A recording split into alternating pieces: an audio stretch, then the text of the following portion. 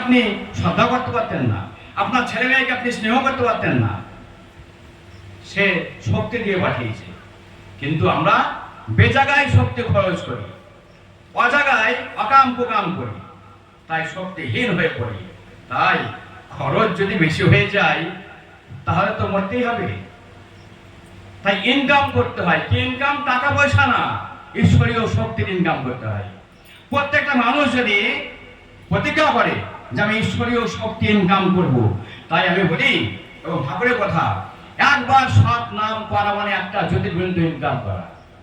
একবার সৎ নাম মনন করা, মনন মানে একটা গাছ লাগানো হলো, রেগুলার গাছটা তুললে কিন্তু গাছটা হয় না। গাছটা লাগানোর পরে ভালো করে মাটি, সার, জল এসব দেওয়াটাকে বলা হয় মনন করা। তাই সৎ নাম পাওয়ার পর যত নাম মনে মনে করি, ঠোঁট জিভ না নড়িয়ে একটা করে জ্যোতির্বিন্দু আমরা ইনকাম করি।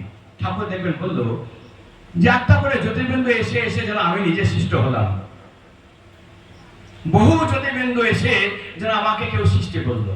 বলছে না অবতার নাই কই আমি অবতার, বলছে না যে আমি নিজেই নিজেকে সৃষ্টি করলাম, তা বলছে না। বিনয় ভাব দিয়ে বলছে বহু জ্যোতি